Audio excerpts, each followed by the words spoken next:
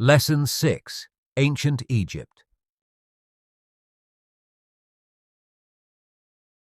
Around 10,000 BCE, during the Neolithic Revolution, North Africa, including Egypt, was a lush and resource-rich region, home to thriving Paleolithic communities. However, by 6000 BCE, the area began transforming into the arid Sahara Desert we know today, with grasslands and lakes giving way to sand. This environmental change forced humans to seek more hospitable areas such as oases and fertile regions like the Nile River Valley. The Nile River Valley became a crucial lifeline for survival. Stretching thousands of miles through eastern North Africa, the Nile's regular flooding supported fertile lands, enabling human settlement and agricultural development.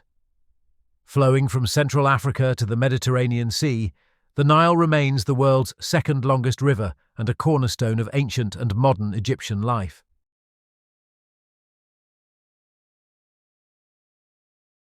Between 7000 and 6000 BCE, the Nile River Valley saw the introduction of agricultural technology and animal domestication, likely through contact with the Levant.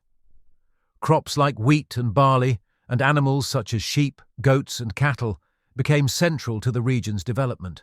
This period also marks the earliest evidence of Egyptian culture, as two distinct Neolithic societies emerged, one in the Nile Delta, Lower Egypt, and another upriver to the south, Upper Egypt. These early cultures thrived on fishing, agriculture, and the use of crude huts for shelter. They developed unique pottery styles and practiced burial rituals, indicating a growing cultural sophistication. Over millennia, these societies evolved into two distinct kingdoms: Lower Egypt, encompassing the fertile delta, and Upper Egypt, situated along the Nile's southern reaches. This division laid the groundwork for the later unification and rise of ancient Egyptian civilization.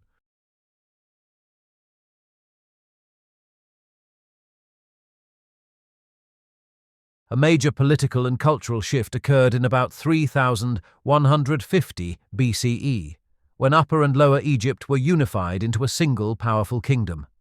Some evidence suggests this achievement belongs to a king named Narmer. More recent records attribute it to a king called Menes, but many scholars now believe Menes and Narmer are one and the same.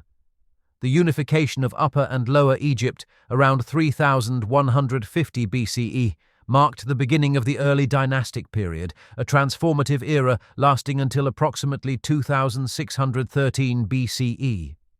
This period saw the emergence of Egypt as a single, centralized state under the rule of powerful kings who established a robust bureaucratic system.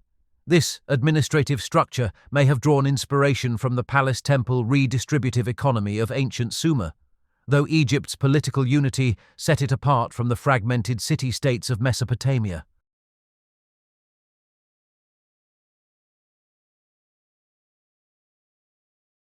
Geography played a crucial role in Egypt's stability and security during this era. The vast deserts surrounding the Nile River Valley acted as natural barriers, shielding the kingdom from external invasions and fostering a sense of isolation and protection. These geographic advantages allowed Egypt to develop without the constant threat of conflict that plagued Mesopotamia. Many hallmark elements of ancient Egyptian culture began to take shape during the early dynastic period. These included the establishment of the pharaoh as a central authority figure, the development of distinctive religious traditions, and the creation of the Egyptian writing system, which laid the foundation for the civilization's enduring legacy.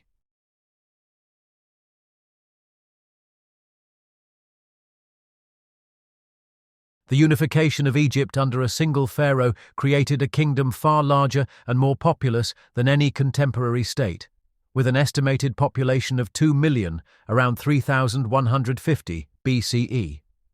In contrast, a Sumerian Lugal typically ruled over only about 30,000 subjects. This scale required a highly sophisticated palace and temple system to manage the resources, taxes, and administration of the vast kingdom. The term pharaoh, derived from the Egyptian phrase for big house, reflects the grandeur and importance of the palaces along the Nile, which served as administrative hubs.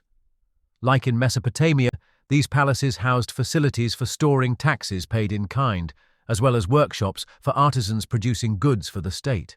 Egypt's society depended heavily on its peasant farmers who supported the ruling elite, including scribes, priests, and officials, through their labor and tax contributions.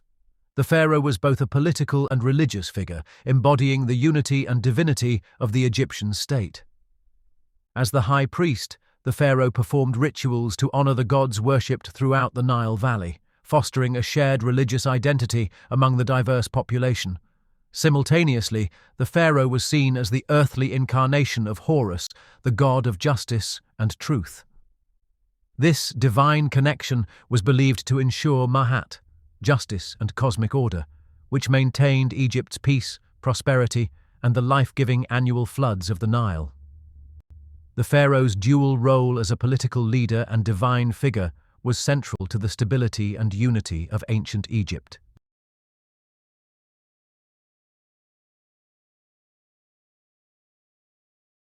Ancient Egyptian religion was deeply intertwined with their environment, especially the Nile River, and was polytheistic, involving a rich pantheon of deities tied to natural forces. Key gods included Re, the sun god, Isis, the earth goddess of fertility, and Osiris, the god associated with the Nile and the underworld. The myth of Osiris explained the annual cycle of the Nile's flooding. Osiris, killed by his brother Seth, the desert wind god, and resurrected by Isis, mirrored the river's seasonal decline and renewal. Horus, the pharaoh, was seen as the offspring of Isis and Osiris, further linking Egypt's rulers with divine authority. The predictable and beneficial flooding of the Nile, in contrast to the destructive and erratic floods of Mesopotamia's rivers, fostered a sense of harmony and regularity in Egyptian life. This perception evolved into the concept of Ma'at, representing order, truth, justice, and balance, and personified as a goddess. Egyptians believed it was their duty to live in harmony with Ma'at, reflecting the cycles and balance observed in their environment. This worldview differed significantly from the Mesopotamians, who often viewed their environment as chaotic and challenging. Egyptian religion and culture emphasized cosmic justice and a well-ordered universe, shaping their optimistic outlook and approach to life.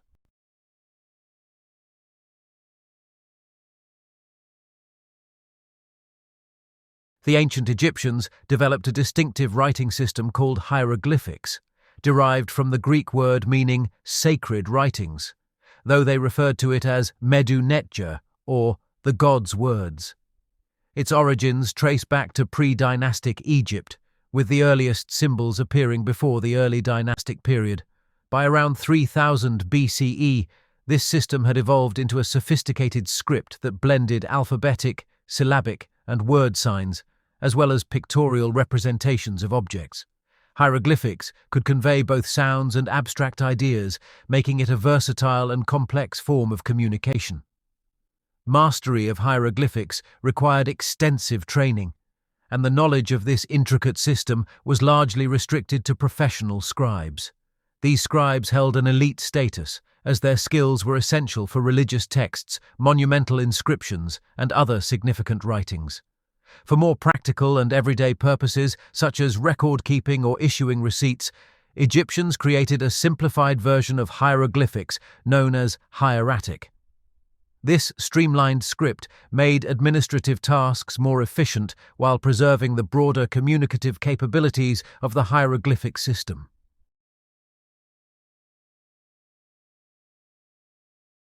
Egyptian scribes documented their ideas and records using various materials, showcasing their ingenuity and the importance they placed on preserving knowledge.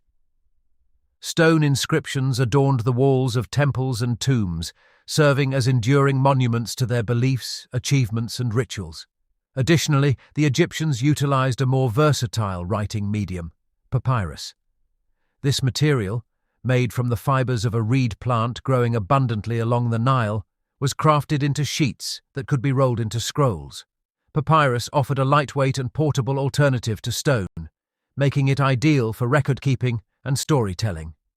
The dry heat of Egypt's climate contributed to the preservation of many papyrus scrolls, some surviving thousands of years. After the decipherment of hieroglyphics in the 19th century, these scrolls became invaluable to modern historians and archaeologists. They provide insights into various aspects of ancient Egyptian life, from myths, poetry, and popular stories to detailed lists of pharaohs and records of daily activities. These preserved writings offer a unique window into the culture, governance, and personal lives of one of history's most fascinating civilizations.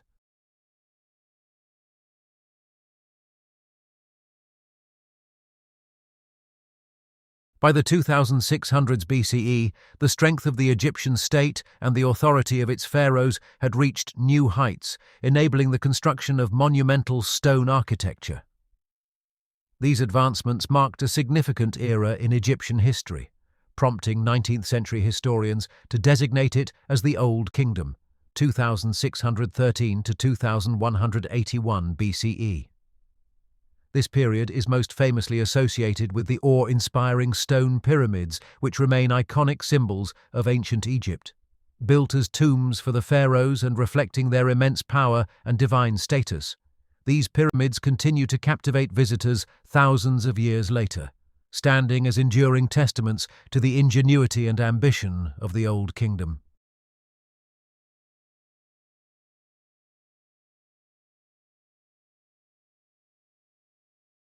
The pyramids served as monumental tombs for Egypt's pharaohs, preserving their physical bodies in alignment with intricate religious beliefs about the human soul's composition.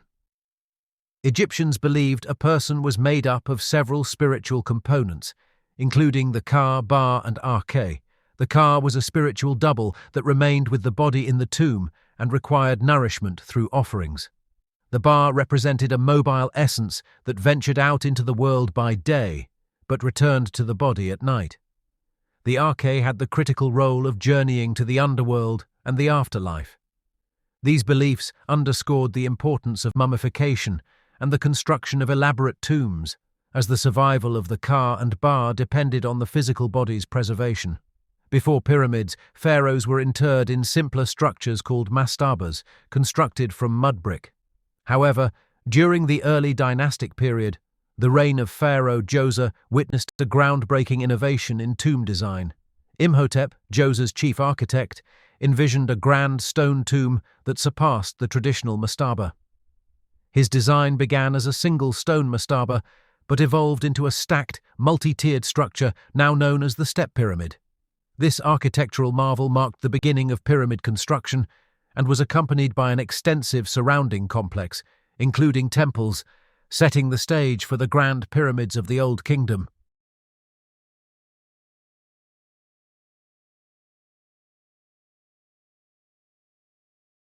The Step Pyramid of Djoser marked a revolutionary shift in Egyptian architecture, but it was during the reign of Pharaoh Snefru that the familiar smooth-sided pyramid design emerged. Snefru oversaw the construction of 3 pyramids, the most notable being the Red Pyramid. Named for its reddish limestone core visible after the original white limestone casing eroded, the Red Pyramid rose 344 feet into the sky and was the first successful smooth-sided pyramid. Despite its grandeur, the Red Pyramid was soon eclipsed by the Great Pyramid of Giza, constructed during the reign of Snefru's son, Khufu. This colossal structure, built near modern-day Cairo, demonstrated the pinnacle of ancient Egyptian engineering and state organization. The Great Pyramid originally stood 481 feet tall, with a base measuring 756 feet on each side, covering an area equivalent to 4 city blocks. Composed of 2.3 million stone blocks, each weighing approximately 2.5 tons, the Great Pyramid remains a striking testament to the power and sophistication of the Old Kingdom. Its scale and precision continue to awe visitors and scholars alike, cementing its place as one of the greatest architectural achievements in human history.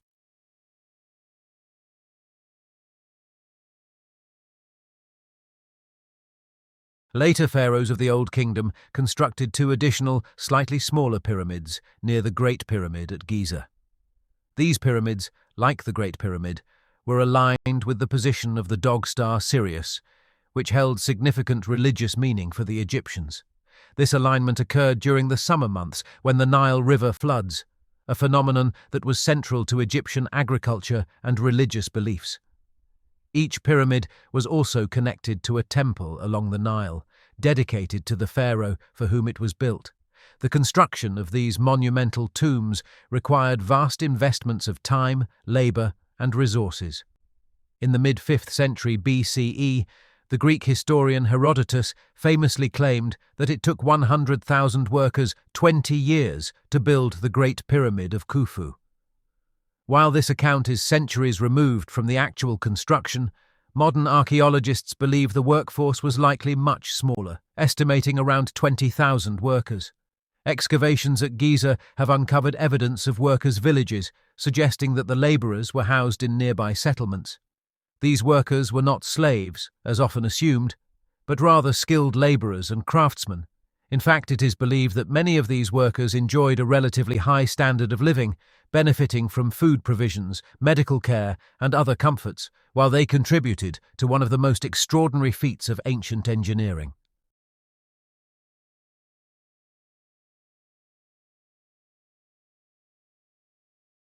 As the pyramid and temple complexes of the Old Kingdom grew in size and number, so too did the need for an increasing number of priests and administrators to oversee them. The central state had to allocate more and more wealth to manage these religious and administrative duties. Consequently, the management of the Egyptian state began to require greater involvement from regional governors, known as nomarchs, as well as other local administrators. As the power of the pharaohs became more decentralized, authority was increasingly delegated to these regional figures. By around 2200 BCE, the priests and regional governors had accumulated wealth and influence that rivaled, and in some cases surpassed, that of the nobility. This decentralization of power contributed to the weakening of centralized authority in Egypt, leading to what scholars have called the First Intermediate Period. Traditionally, this period was considered one of chaos and decline, with the decrease in the construction of large-scale monuments like the Grand Pyramids, as well as a noticeable decline in the quality of art and historical records. However, modern research has shown that this characterization is overly simplistic. Rather than a complete loss of power, the authority was redistributed from the central government to regional control. While this shift may have appeared as disorder from the perspective of the ruling elite, it does not necessarily constitute the Dark Age that earlier historians imagined. Instead, it reflects a transformation in how Egypt was governed, one that allowed for local power to flourish in new ways.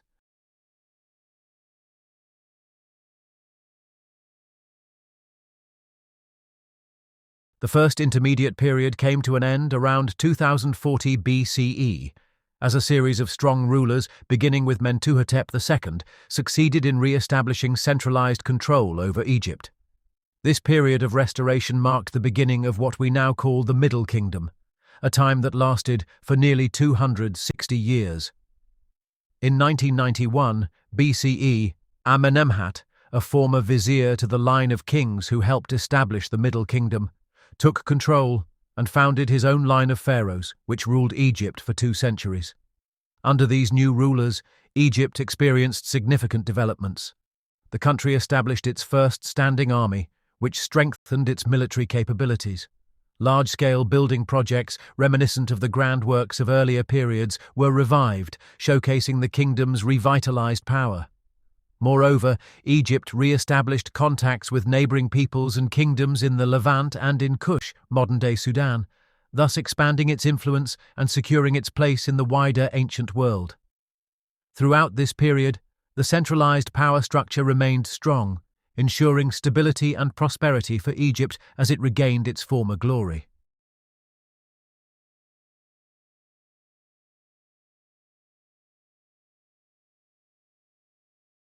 During the Middle Kingdom period, the pharaohs of Egypt introduced the worship of Amun-Re, a powerful deity symbolizing both the sun and creation. Amun-Re was a combination of 2 gods.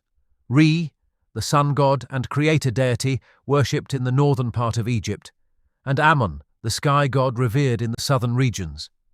Amun-Re was portrayed as the king of all gods, and it was believed that each reigning pharaoh was his divine offspring, further solidifying the ruler's connection to the gods.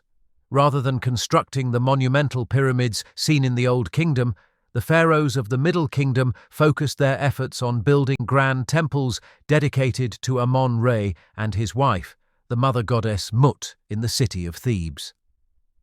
The most famous remnants of these temples can be found at Karnak in southern Egypt.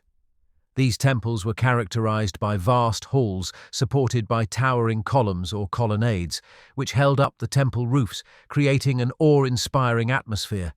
The temples also featured large courtyards and ceremonial gates. Within these sacred spaces, the images of Amon-Ra and Mut were kept and were paraded during festivals, where they were carried out in processions as part of religious rituals and celebrations.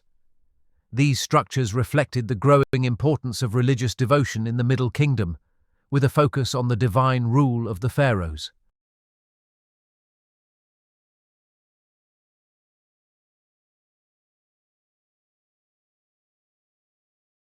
The reign of Senusret III, which occurred in the 1870s and 1860s BCE, marked the peak of Middle Kingdom Egypt's power and influence. Senusret III was not only a highly capable warrior pharaoh, but also an astute administrator, which enabled him to maintain and strengthen the centralized state. His military campaigns expanded Egypt's territorial control, notably by pushing into the region of Kush, modern-day Sudan, and the Levant. These campaigns provided Egypt with strategic advantages, both in terms of security and resources. Kush, with its rich gold deposits, became a critical source of wealth for Egypt. Additionally, the Kushite warriors proved valuable to Egypt, providing both mercenaries and military support. As a result, Egypt not only secured the region's gold, but also gained a strong military presence, which boosted its protection against external threats. Domestically, Senusret III worked to reduce the power of the regional governors or nomarchs, consolidating more authority under the pharaoh. This centralization helped ensure more efficient governance and resource management, making Egypt wealthier, safer, and stronger than it had been in centuries. As a result, Senusret III's reign became a time of cultural flourishing, with Egyptian art, architecture, and literature reaching new heights of refinement and sophistication. The era became synonymous with a golden age of Egypt's civilization, showcasing the pharaoh's ability to balance military strength with cultural advancement.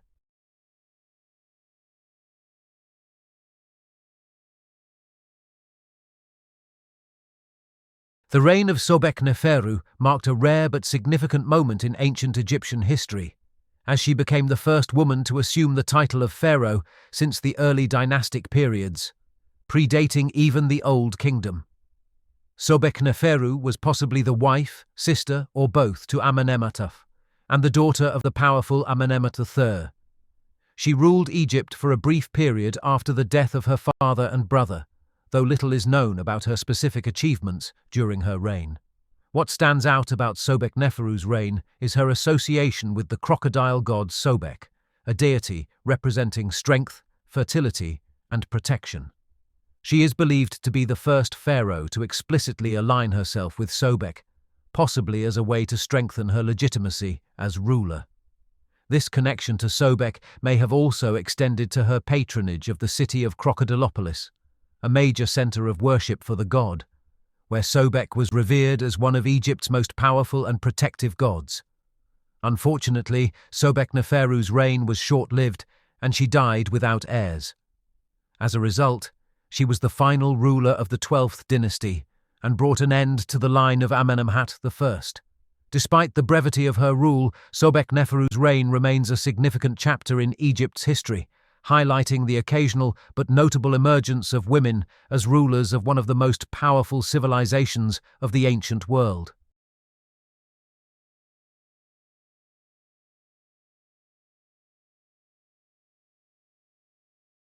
The decline of centralized control in Egypt, which began even before the reign of Sobekneferu, accelerated during the Second Intermediate Period, circa 17th century to 15th century BCE. This period, much like the First Intermediate Period, was characterized by weakened pharaonic authority and the rise of powerful regional groups. One of the most notable groups to emerge during this time were the Hyksos, a Semitic-speaking people from the Levant. Initially arriving in Egypt as traders or immigrants, their numbers grew over time, especially in the Nile Delta. By the late 1700s BCE, these Hyksos chieftains, referred to by the Egyptians as Hekau Kasut, meaning rulers of foreign lands, began asserting their control in parts of the northern Nile Delta. The name Hyksos is a Greek corruption of the original Egyptian term, and these rulers are often viewed as foreign conquerors who took advantage of the weakened state of Egypt. The rise of the Hyksos marked a major shift in Egypt's political landscape. By this time, Egypt's once powerful central authority had significantly weakened. The nobles, still loyal to the pharaohs but based in Thebes, lost not only control of the northern delta but also significant territories upriver to the growing kingdom of Kush to the south. As a result, Egypt became fragmented, with its territory effectively divided into three regions. The Hyksos-controlled north, the Kushite-controlled south, and the central portion still under the sway of the Egyptian nobility, though weakened and fractured. This fragmentation of Egypt, along with the challenge from foreign rulers and the threat from Kush, created a period of instability and uncertainty. However, the eventual overthrow of the Hyksos by the Theban pharaohs, particularly Ahmose I, would lead to the reunification of Egypt and the beginning of the new kingdom, an era of renewed power and prosperity.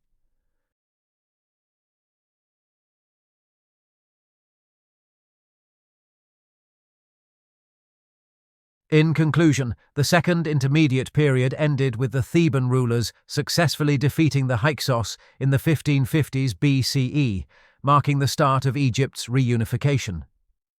After reclaiming the Nile Delta, the Egyptians expanded southward, taking control of Kush. This set the stage for the new kingdom, Egypt's Golden Age, characterized by military conquests, cultural flourishing, and monumental achievements. The new kingdom saw Egypt rise to its peak in power and influence, with pharaohs like Thutmose III and Ramses II leading the way in both warfare and diplomacy. See you in the next lesson.